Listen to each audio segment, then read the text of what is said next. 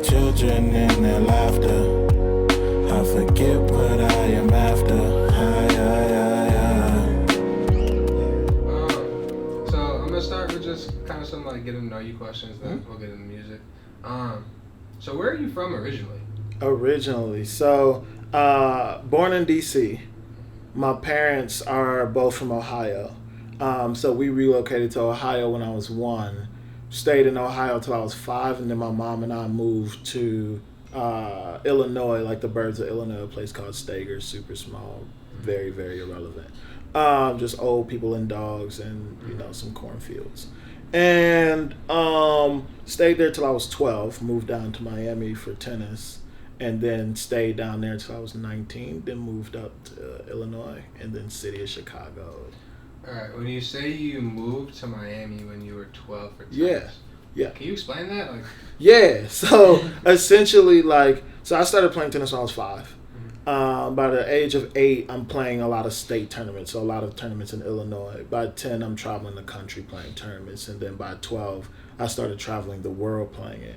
And at that point in time is when you're getting ready to go into high school, and none of the high schools that I would go to could understand the sort of schedule of missing school and not being held back by it. So we found a school in Florida that would allow for me to be able to go to regular high school because I wanted that experience. And then I could still travel. And then by my sophomore year, I had missed so much school that they were going to hold me back a year. My mom was like, yeah, that's not happening. So then I went to tennis academy for the rest of high school. What was that experience like? Fire, because you're pretty much getting college dorm life in high school, but also it's because all of us there knew what we were trying to achieve at a young age. So it's fire because everybody in your class, if you can imagine being at school every day, it's like if you play basketball and everybody in your school hoops, it keeps you focused and centered, as well as the common interest around what you do. So it was super sick on a day-to-day basis. It also kept you kind of charged because you couldn't take a day off, and you'd watch people that were better than you, or people that you wanted to get as good as, or just staying top of your game because you don't want to slip next to somebody else. Kind of keeps you on point, and then you all kind of know each other because we've seen each other since kids at tournaments across the country. So it's kind of just like being there with your homies for high school, and it's great. That's interesting. At what point did you move to Chicago? So technically, in terms of the actual city of Chicago, I lived for 2 years in Roscoe Village, 2016 or 2017 to 2019. What was your time in Chicago like? Amazing, because I think that's when I got a grasp of what Chicago is and what it has to offer. So I became an artist in Chicago, which is why Chicago feels like home additionally, is because my first ever studio session being Classic Studios, and that's a Chicago studio, and so the people that I met there, the people that I grew as an artist standing next to and watching where they're at today, and vice versa. It's it has a special place in that way. But it wasn't until I lived here and you're eating regular food places here and going into different neighborhoods and seeing the sectors and all that kind of stuff is when you get a firmer understanding. And Chicago's been a fire city because it doesn't carry around status in every environment that you're in. It's just kind of like, yo, I'm such and such, yo, I'm such and such. It's like, okay, cool. And are we watching a basketball game tonight or no? You know what I'm saying? It doesn't have the Hollywood aspect to it. But it's still large enough for you to not feel like you're alone in your endeavors as a creative, because it has its scene as well. So it's fire. Who were some of your musical influences growing up? Growing up, I didn't have any musical influences because I wasn't a creative.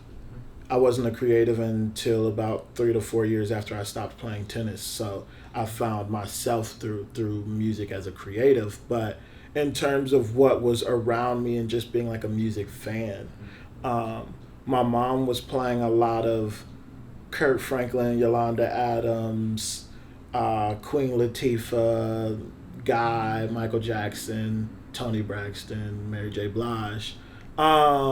And then my homies were all into like 50 Cent, Eminem, Ludacris, all of like rap type shit. And then I was the dude that was also like into like Evanescence and like Flyleaf, the Pixies, Ramones, and Talking Heads and shit like that. So I was like kind of the person that was enjoying music based off the circle that I was around and could just find whatever it is that I liked and then just bump that. At what point did you start creating music yourself? So I took a step back from tennis around 17. And then that first year after tennis is like responsibility life. Like you can show up and go to that party at midnight and then come back home at 8 in the morning and it doesn't matter because you don't have practice at 5 in the morning. You don't. So like that first year was fire, and then the subsequent years were a little bit tougher because my identity was intertwined with tennis and I didn't know that I lacked purpose through that year. And that is what fucked me up as a person because tennis had been my like strict schedule. 4 a.m. wake up, show up to this at this time. And so you don't necessarily know what 24 hours is in a day until that's gone. And when you stop the distractions of partying and all the other stuff, and you're sitting there and you're like, yo, I don't care about Monday. I don't care about Tuesday. None of the days matter anymore. And then for me as a person, it took a while to try and find what would stick. Because I would try boxing, I would try this, I would try that, and then nothing stuck around. And then one night I watched this artist named Spooky Black. He had this music video called Without You, and the juxtaposition between what he looked like branding wise and what he sounded like was so fascinating to me, and it moved me emotionally that like I just looked up all of his producers and was like, I want to hijack those beats and start writing to them. So I wrote to them for about 8 months till I stepped into Classic Studios and kind of became an artist at that moment. His rebrand has been interesting. Yeah. Have you followed that at all? Yeah, it's been interesting as somebody that spent a good amount of time talking to him and connecting with him and understanding that like when he kind of took off the way he did, it's so early in your life as a person and what that can kind of do when everybody's turning to you and you're naturally like a loner, or not necessarily saying a loner, but naturally like to do your own thing, and now suddenly everybody's tuning into you and now you have to do that for a living, and how that can kind of affect you when you're 15 years old. So yeah, it's been interesting to watch, and my only thing is just like if you can find happiness inside of what it is moving forward, because that I think at the end of the day is like one of the most important things. I thought it was so interesting to see him on the Kid Leroy album. Yeah. When my buddies had told me, oh yeah, that's bro. I was like, what? Like I had no idea. Yeah. It's Corbin, which is amazing in terms of like he naturally sort of switched out of Spooky Black into Corbin. It was fire to see because that's you then stepping out as you as the person and not this character and entity that comes with its own sort of kind of feelings towards it. So yeah, I think it's now at that point when I saw the Kid Leroy moment, I was just like, oh, he's seemingly understanding himself and what his role can be in terms of this new climate of music, and so it's been sick. Yeah. How did you come up with the name Appleby? Easy enough. When I started making that music and I decided that I was going to be an artist, I couldn't figure out creatively what name that in 15 years that I could stick to. Like anything that you think is cool today is usually not, when you look at old school photos of yourself, like in high school or middle school, you're like, look at this clown wearing this fit and whatnot. So when I was thinking of names, I ran through a bunch. And at that time period, I didn't tell my friends or my family that I was making music or that was going to be my new thing until I knew I was going to stick with it, and they couldn't crush my dreams by not understanding it if I said I was an artist. I wanted to include them in the journey despite me telling my family nothing. So I picked Appleby because that's my family's name. So my mom's maiden name is Appleby. And so it's like a way to carry the family with me at all times. It's also a great way for me to maintain humility, because if I start fucking up, it's not Justin fucking up, it's Appleby fucking up, and that's my family's name. So it's a great way to maintain humility. It's a great way for me to grow because I can never change who I am in terms of my family. And more importantly, I think the coolest thing that's come from it is that, like, when your name is in a magazine, when your name is on a website, when your name is doing something, my little cousins can text me and be like, yo, that's like, that congrats, like that, and they can get excited because that's their last name. So that kind of stuff is really sick. That's amazing. So in 2018, you dropped your project Happiness. Yeah. It was received very well. What was that creation process like of the tape? Yeah, so that one was fun because since I began making music, it's come from such a therapeutic place that it was never intentional for me to find a genre or a different, like, oh, I gravitate towards this or I do this. I just make emotionally what I need to make. And so at a certain point after dropping a song called like Castles, I was lost trying to figure out sonically what brought genuine emotions out of me in terms of the music, because I can like write songs for days that I don't connect to that work for other people, but I can't perform that for the rest of my life if I don't connect with it. So it took a while for me to figure out, and Happiness stemmed from a place of Elliot, my producer, playing piano instead of trying to do anything for me rap wise or anything like that. And when he played piano, I sang instead of rapped. And I wrote a song in like 15 minutes, which at that point was the fastest song I had ever written. And while that song has never come out, he put in front of me, he was like, oh, this makes me think of Coldplay. And I was like, oh, okay, cool, like that's tight. And he was like, no. It makes me think of this particular song you have to hear. And he played for me Shiver. And I freaked out. I was like, oh my God, like this is amazing. And it opened my eyes to music that had nothing to do with being cool, nothing to do with being fancy. It was just a bunch of honest emotions over just organic instruments. And so that became the birth point of Happiness. And then from there, it was just making songs that felt like they could sit next to each other and not overpower each other. And then we were able to make that. And then you share that with the idea that I just like this, and I don't necessarily know if everybody will, but I do. And then it did well enough for it to change my life. So, yeah. That's amazing. It's been 2 years since that point. Yep.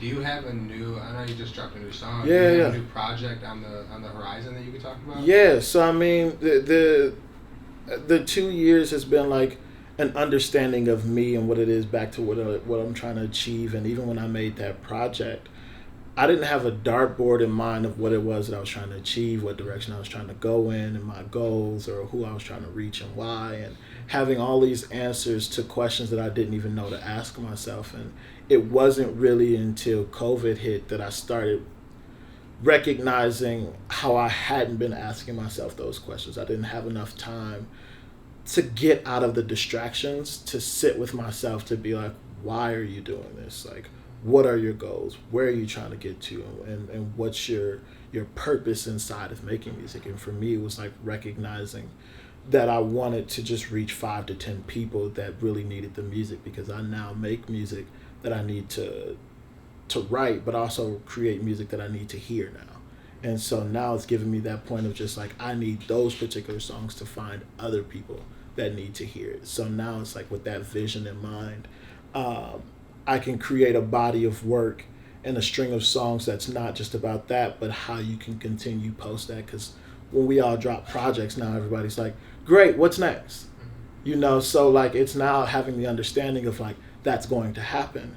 So build up your catalog enough to not only have a great project, but understand how to keep going and keep that momentum moving forward. So now it's about me dropping songs and building back up the momentum of being a releasing artist, but not just doing it as song releases. I do the care package stuff, and that's been a way for me to think of those 5 to 10 people and not just assume that the music is enough, but what can you do additionally that no one's asking for? But the best kind of gifts are the ones you don't ask for. So we'll just start dropping singles, build up the momentum, and then a project will probably come likely in 2021.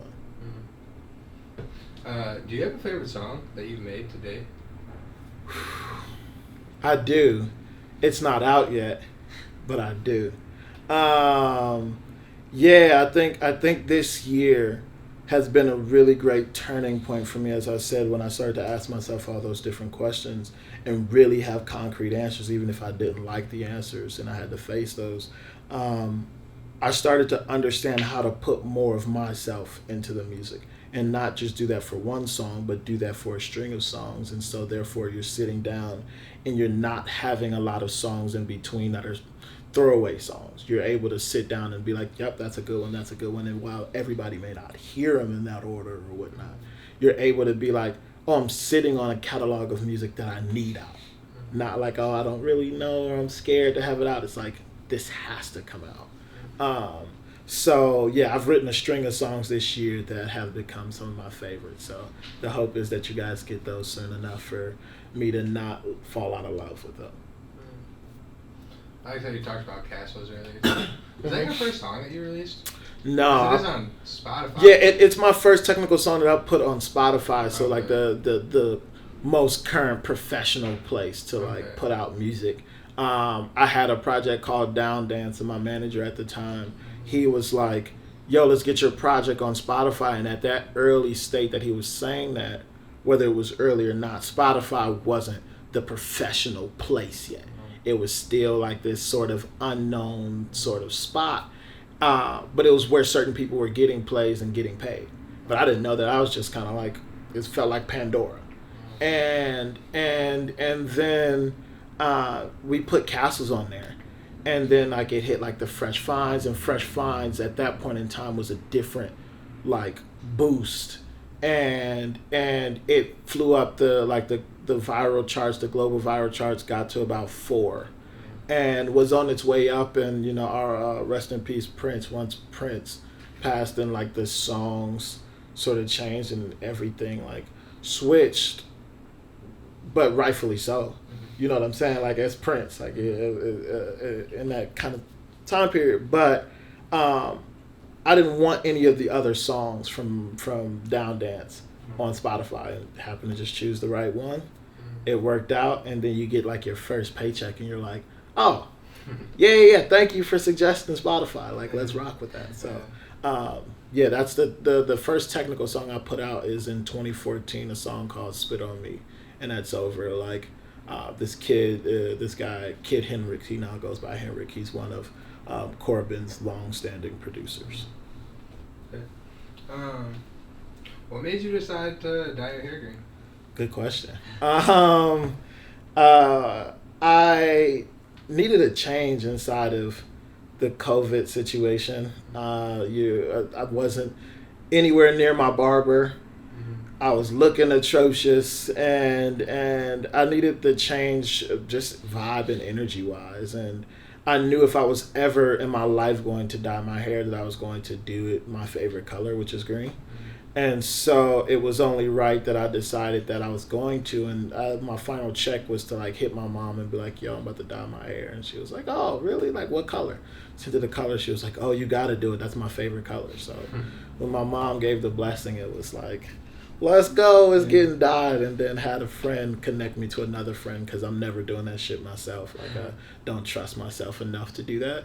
So he came through on some social distancing shit and knocked it out for me, and now he's the dude I go to. Green is also my favorite color. Fire, you know. What's your favorite So. color, right? Red. Okay, I respect it. What type of green though? I like a light green. I'm somewhere in the idea of like the forest-ish green. Okay. But it ranges. You know what I'm saying? Like there are greens to me that'll like stand out, and I'll just be like looking at this and I'll be like, I need that color. You know what I'm saying? So it really for me just runs the gamut of green in general. Teal sometimes can like look right and be popping for me, but any version of green is usually like a fave. So you started producing your own music recently? Kind of, yeah. Yeah. What made you decide to do that, and do you enjoy that process more of kind of handling all of it? Yeah, so what got me into it was again, in that time period of the 2 years of not putting anything out, a big part of it is like not knowing your direction and not really knowing how to explain it to people, because I don't produce and I don't therefore like have like any music theory or anything like that. Like I'm not a musician in terms of physically playing an instrument. And so I can't break down what it is that I'm looking for if I can't physically try and play it for people. So at the end of 2019, I was at a friend's house and he had like this little mini key lab. And I was messing around on some very basic chords, just hitting. And I made a song, very funny, stupid song, but like it told me like, oh, like you can do it not knowing anything, but enough for you to actually like mess around. And so then I decided at the end of the year that I would actually cop one too and then just start messing around. So not a real big purpose other than the idea of just messing around. And so top of the year, I'm messing around, and all of a sudden I go from writing one idea to some basic chords to 2 songs, 3 songs, 4 songs. And they were very basic, but it allowed for me to then take those ideas to producers and be like, look, this is what I'm into, very, very trash. Can you help me turn this into a very polished song? So that was the start of it all. And then that's been like a way for me to keep ideas rolling, whether or not I have a session with a producer or not. I can at least do the basics to generate an idea, and then I can take the idea to one of the producers, and together we can workshop it into a polished song. So After 8 was one of those ideas where you kind of flesh it out completely yourself, write the entire song, and you might have different set of drums, you might have different set of claps, da-da-da-da-da, and my mixing isn't anywhere near the level that it should be, but you can take that bare bones idea, sit next to a producer and be like, let's turn this into a record. And so that's been a great way for me to be able to rely on myself to produce ideas. What made you decide when you moved from Chicago to go to LA? What was that thought process? So I knew I had a trip to LA in 2016, and at that point I knew I wanted to be in LA. But I needed certain boxes checked before I ever got there, because I wasn't going to go out to LA like as like a dreamer and like broke and like could be there for a month and then run home and be like, Mom, I'm broke. So I like needed my like financial box checked. I had to be able to live in LA for at least a year without sweating it. I had to be comfortable with who I was as a person. I had to be comfortable with who I was as an artist, so that you're not feeling in jeopardy emotionally because of the status that LA is, or being able to like step into somebody's place that has 3 elevators for no reason and back into your 1-bedroom apartment type of thing. And then my final box was like, my mom had to be good. I was a mama's boy, and when my mom was like, I'm good, and she was like, I'm really good, then like for me it was like, okay, great. And then my lease was up 2019, and I was like, oh, I'm good. So yeah, then it was like, oh, it's time. Not even for the interview. What park? So I'm in Echo. I'm in Echo Park. Yeah. First time I went there, that's where I stayed. Yeah. Yeah. I love Echo. It's very quiet. It's chill. There's not a lot to it. The Echo Park Lake is really, really sick to me. Mad calming. Love walking around it. Love running around it. And I'm simple in that way where like I don't really want to be in the scene of LA. I just like being close enough to it to have access to it for the producers and the writers, and because the music that I make is not really sonically in Chicago in terms of having access to that many writers and that many producers, it only made sense for me to be closer to those people, and LA has a little bit more of that realm around it. But now with virtual sessions, it doesn't really matter anymore. Is Cam still in Apple Park? I don't know. I'm That's not awesome. 100. Yeah. No, I have no idea. I don't even know if we've met other than like coincidentally like once. True. So couldn't tell you. Yeah, that was random. I thought you might know him. No. When I stayed at that apartment above Hayes for a couple of years, Cam crashed on my couch for like 6 months probably. Crazy. And then he ended up moved to Pilsen for a year, and then he moved to Echo Park, and I just haven't heard from him Yeah. since. He's one of those. He's like a Is that a folk tale or some shit? Yeah, like a myth? Yeah, you know, like you see him every now and then, he'll disappear. Yeah, But he's always cooking up some raw shit. Yeah, that's fire. Those last two questions I'm not going to use for this, but we'll go over that later. Alright, so like, you're not like from Chicago, but I consider you a Chicago artist and you spent time here. So I always ask this to Chicago artists. So like, what do you think is missing in Chicago's music community that isn't currently here that kind of tends to have these artists, you know, move to New York or move to LA? Like, what do you think is like the top one or two things that is missing in Chicago's music community? Well, I don't even know. So to start with that question, I'd start with what's not missing. Okay. And Chicago, to me, as a person that became an artist in Chicago and then branched out, Chicago is ideal between the two in comparison to most other cities around the country because it has what both of those cities have without the status. So like it's not all the heavy reminders of like LA is very like Hollywood oriented. Like you're usually there and there's I know this person, I do this, I drive this, I look like this, da da da da, and it's heavy. And so it's really hard for you to find who you are outside of all those voices. So like Chicago is amazing because it allows for a Chance to exist, a McJenkins to exist, Chief Keef to exist, this type of person to exist, myself to exist, and it all works. You know what I'm saying? And it doesn't feel like you're stepping on each other or anything like that. And it's insular enough for you to all run into each other at multiple parties a week if you were partying. You know what I'm saying? So like Chicago to me is raw in that way. And then when you really have your foot solidly on the ground, it depends on as a person, what else are you looking for outside of that? Because at that point, then it's like, okay, I'm looking for more connections. I'm looking for more access. Then LA and New York are appetizing based off of what you gravitate to more as a person. So like for me, I gravitated more because I was looking for more pop, R&B, like pop type of space with writers and producers at access that I can step in the studios. And you can only find it after really knowing what it is that you're trying to achieve and having been to those certain places. And then it just comes down at the end of the day outside of that, like how much that particular city you're tied to it physically. Like there's certain people that like you can never uproot them from Chicago. And for me, Chicago is something that's in my body and in my bones to where like it'll never not be home. It'll never not be a place that I can't go to and like feel comfortable as soon as I land in O'Hare. You know what I'm saying? Like where you're like, and it's crazy inside of there, but like I know I'm home. So as soon as I step out the highways and everything like that, you know your GPS is off. The feeling is there. So like that's something to me that separates it all. It's just based off of like you grow inside of Chicago and then you figure out what it is that you want or what's missing for you based off the years that you've been an artist here. And then some people go out and maybe they spend a year there. Some people, they go out and they are gone. But I'll always be tied to Chicago no matter what. That's a great answer. So you are affiliated with Nice Work. Yeah. Mm-hmm. I wanted to know, what about those individuals and that company aligns with you?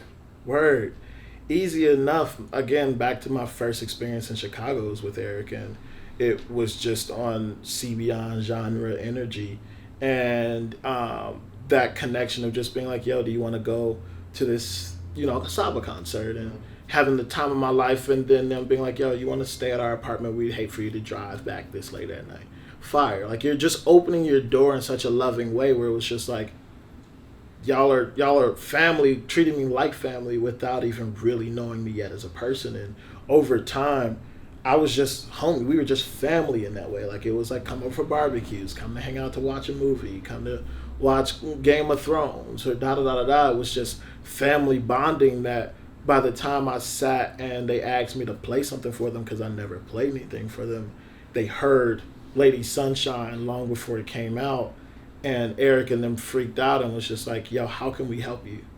And I've been waiting for that question, but I'd rather it come from them than it feels like a handout. Like, I know who you are, Pat. Like, know who you are, Eric. Like, I know what you guys are around. I've been around it. I just don't need to feel like one of the people that are looking at them as a handout. And so then when they offered that open door, then it's just been on family vibes where, like, we just want to help you however you need help, whenever you need help, if you need help. And so that made it easy because there's family ties to it at the end of the day. So whether songs do well, do this, do that, I'm still going to kick it at the house. You know what I'm saying? Like, it's no kind of difference of emotions. It doesn't feel so business oriented in regards to us in terms of our connection. Who are some artists that you want to work with in the future? Future artists that I want to work with. I would love to work with Mustafa. I don't know if you've heard that song, Stay Alive, but like, man, I've had that song on replay pretty much since the day it came out. He's one that, like, genre-wise, voice is just amazing. And I love voices, so it's like a really big thing for me is being able to connect with a person's voice. And executing minimalism really, really well. So Mustafa is one.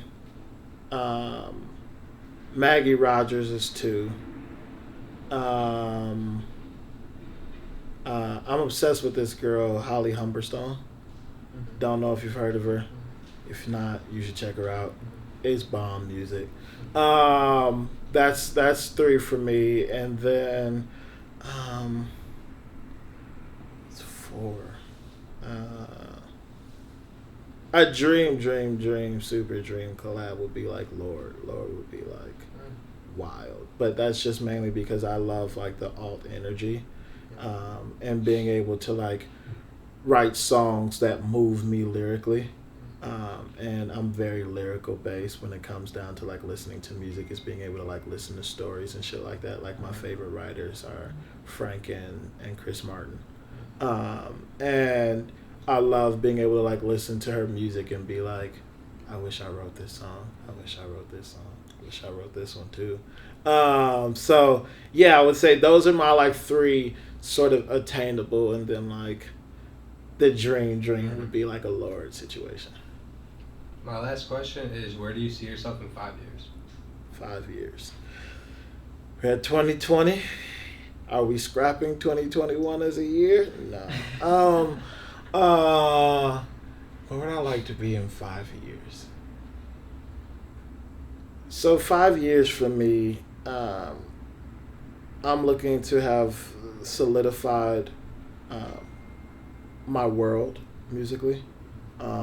And at that point, be able to really start stepping into my second and third passion kind of thing, where you're like able to like, you have your artist world secure, and you're still doing it. For me, I'm still doing it, hopefully on like a second, third album situation.